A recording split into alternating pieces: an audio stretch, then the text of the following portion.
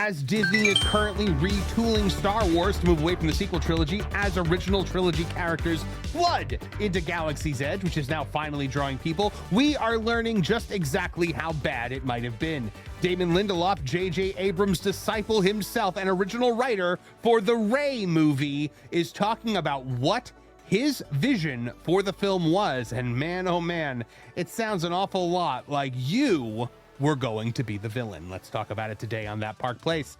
Vash, this is ridiculous. So Damon Lindelof said that his Rey movie would have explored the divide between old and new Star Wars fans. That's exactly what we want. This bald J.J. Abrams disciple just spewing all over the fandom again.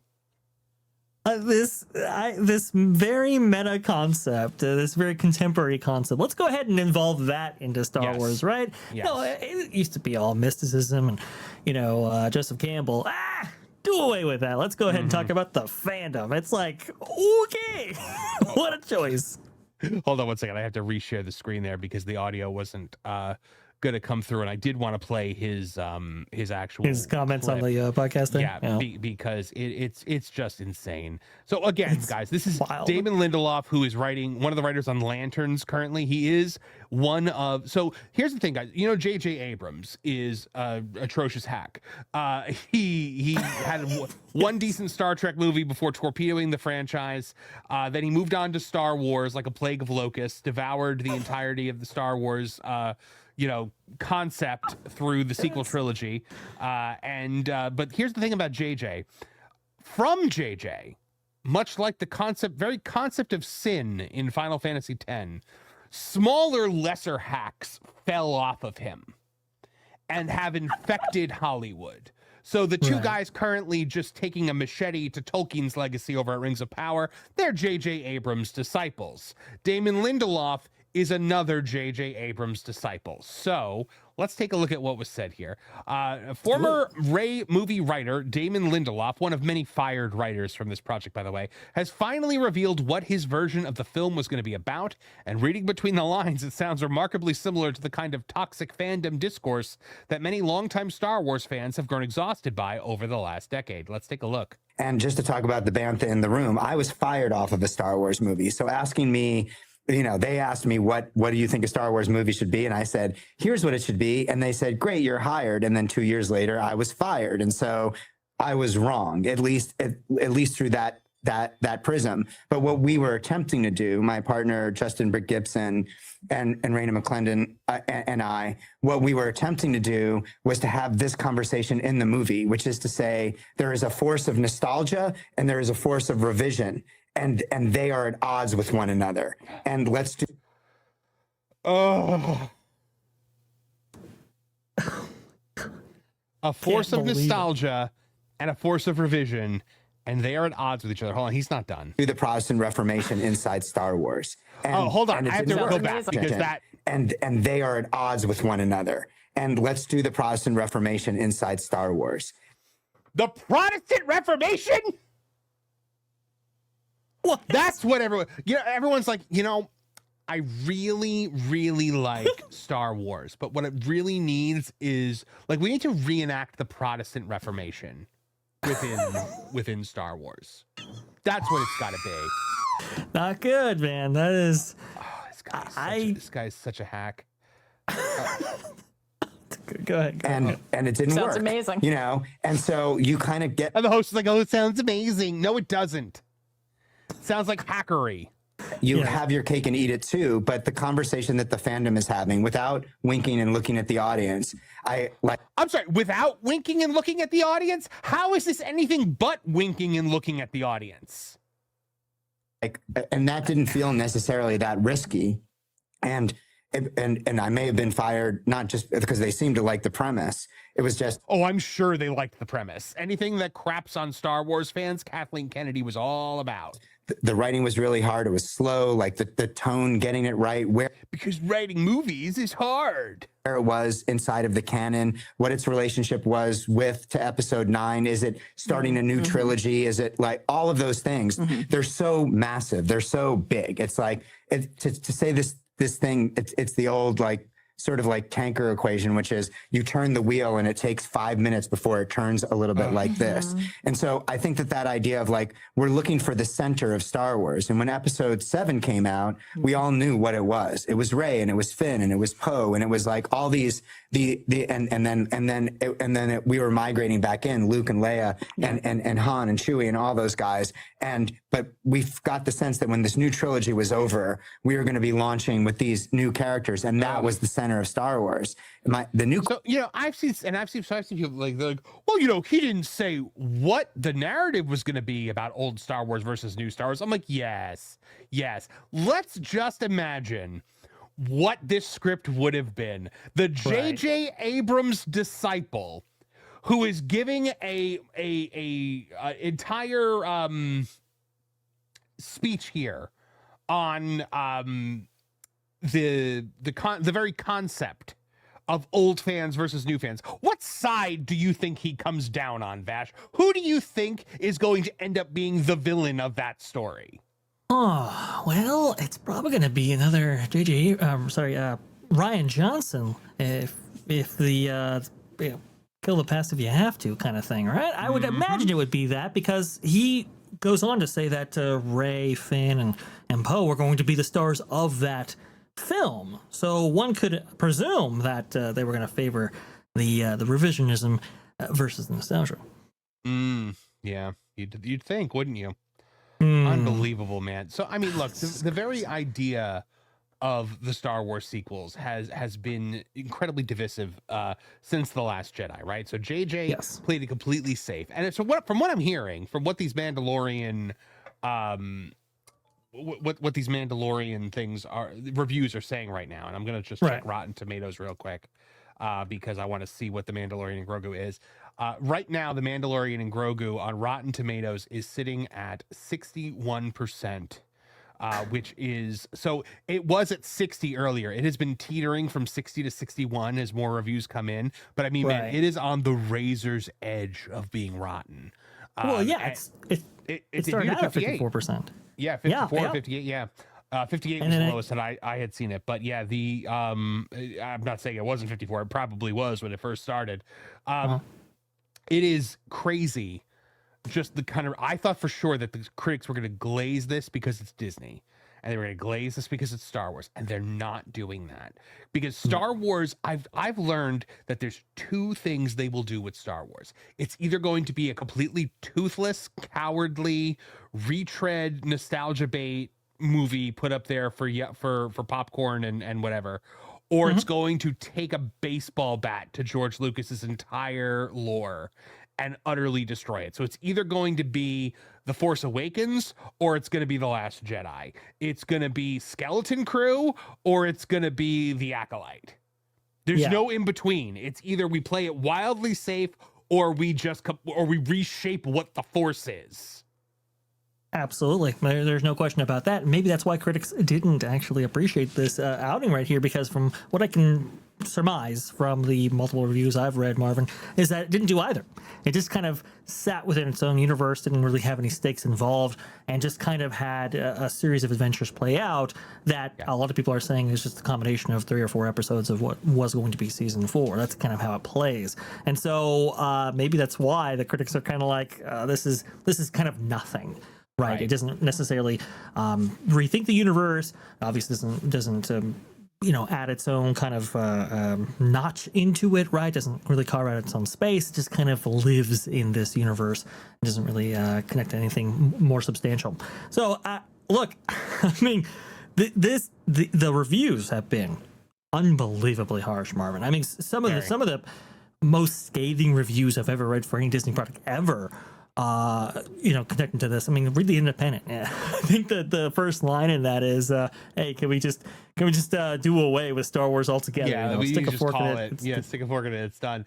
It has been horrific reviews. But let me tell you something: if they had made this Damon Lindelof Rey movie, right, the critics would have been in love with it. Absolutely, yeah, 100%. They would have been doing backflips for it because it attacks the fans, and that's what they want.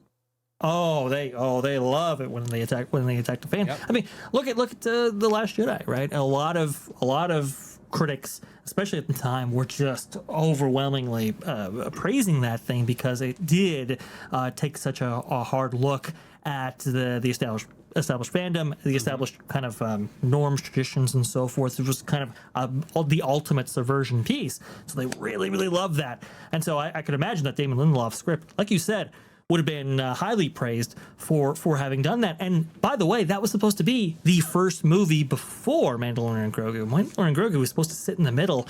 I believe in 2026, 2025 was supposed to have the Rey movie. 2027 was supposed to have the James Mangold movie. Right. And so a lot of people are like, wow, this is the first outing after 7 years of not being on screen. This is really disappointing. It wasn't supposed to be this way. They, unfortunately for Dave Filoni and Jon Favreau, they got stuck with it. Got this time slot in here. Well, there you go. Go ahead. And even, you even have, what's his face? Jon Favreau saying he's not sure why this was a movie. Because they needed one. Like he doesn't know why it's a movie. And then when he's asked the question, he does come up with an answer, but the answer is not because we had a story that needed to be told theatrically. We needed IMAX to tell the grandeur of this story because, like it demanded it. We had such huge ambitions that just, needed to move from the small screen to the big screen. His response was, the baby's cute. That's why they wanted it to be a movie. It's probably because of Grogu, because he's everywhere. And I'm like, well, you know what, Jon Favreau? I give you credit because you were honest with us. Yes. That's it's insane. But this Rey movie, the Rey movie was supposed to be the backbone of the next era of Kathleen Kennedy storytelling. Right. She pulled Daisy Ridley up on so there were all of those rumors flying around before that Star Wars celebration that this was going to be the Viking funeral and she was out the door and Bob had a boot on the back of her head just kicking her out the door like as this was going, and this was going to be a celebration of her career so that she could ride off into the sunset. Well, she came out there and we had gotten, Pro had gotten word, that Park Place had gotten word that that's not what's going to happen. What's going to happen is she's going to announce a Rey movie and bring Daisy Ridley on stage. And we took a lot of flack for that when we reported it. And what happened? Well, she brought Daisy Ridley on stage and announced a Rey movie. And then Charmin Obaid-Chinoy would not shut her mouth for the next 3 weeks about how it's about time that a woman is able to, to tell the story. And I'm like, a woman's been telling the story for a decade. Like, what are you talking about? She said that, and then she said that she was most looking forward to exploring Rey's role as a female Jedi. What? I bet you I could draw you a picture of what the bad guy of that movie looks like. We can all imagine what the bad guy in that movie would look like, Marvin. No picture required. We could draw it, and it'd be 100% accurate. And then it just, what? Here it is. It's proof that Kathleen Kennedy had learned nothing from the collapse of the sequel trilogy. And everyone's always like, how did you say the sequel trilogy collapsed? It made all this money at the box office. Yes, it made less money with each subsequent offering. Solo lost money, and The Rise of Skywalker cost $600 million to make, which means that with marketing and theater splits, it also most likely lost money despite making over $1 billion. Correct. So, yes, the sequel trilogy did collapse, and the entirety of Star Wars as a fandom collapsed. The entire cultural conversation shifted away from Star Wars as a result of it. And her response was, I'm going to bring back Rey, one of the most deeply unpopular characters that's ever existed in cinema. I'm going to pair her with a feminist activist director who's only ever done documentaries and a few episodes of Ms. Marvel, the lowest watched Marvel show at the time. But don't worry, all records are meant to be broken. I'm going to pair it with her, the woman who says that it's her job to make men uncomfortable. And I'm going to hire the Padawan of the guy who tanked the sequel trilogy. This is a fantastic recipe for box office success, Marvin. Come on, Utter disaster. Yeah, exactly. It's a trap. There you go. No, Marvin, they were actually saying that Rey was the most valuable cinematic asset, don't you see? So we have to go ahead and reincorporate her and make her a big deal. Marvin, they're pivoting away from Rey in the theme parks. What does that tell you? That tells exactly. you that, it's not, and of course they haven't gotten rid of her. They just kind of pushed her into a corner. Yes. Yes, she used to have free roam from the entrance to the land over by Rise of the Resistance all the way to the Millennium Falcon. And now she's crammed into that one tiny little area so that the actual characters of Star Wars can meet and greet. Because, man, like for the I can't tell you how many times I saw Rey in Galaxy's Edge with no one around her. Literally Correct. Just walking around just like a normal guest, and people did not care. Maybe once in a while a kid will come up to her because their parents are like, go see that character. Look, I'd rather you meet this character than us have to wait 45 minutes to go meet Sorcerer Mickey. So I never had anyone with her. Even Chewie was getting the stink on him by association. You'd think people would want Chewie. You would think so, but unfortunately, without Han or Leia or anybody else that is highly recognizable with Chewie, well, he's great for maybe the first month or so, and then it's like, okay, we've seen him, we want to go ahead and move on to the characters that we all know and love. And this was consistent with Kathleen Kennedy's principle of, well, there are more Star Wars stories ahead of us than behind us and so forth, but well, apparently not. And so if they would have had this Rey movie come out, if they would have had this revisionistic take on this material right here, I do kind of wonder what the future of Star Wars Galaxy's Edge would have been with that whole undercurrent right there. I do think Star Wars is moving in a better direction now than it was before, but it just kind of underscores how badly this thing went off the rails right here. This is a $4 billion franchise, and yet we're going to have maybe the second Star Wars film actually lose money at the box office, which is a big shame. And then you have people like Variety putting out pieces like, hey, does Star Wars belong on the small screen rather than the big one? It is crazy where we've moved. There was a time, Vash, where the idea of Star Wars on the small screen was unthinkable, and yet here we are. Here we are. Yeah.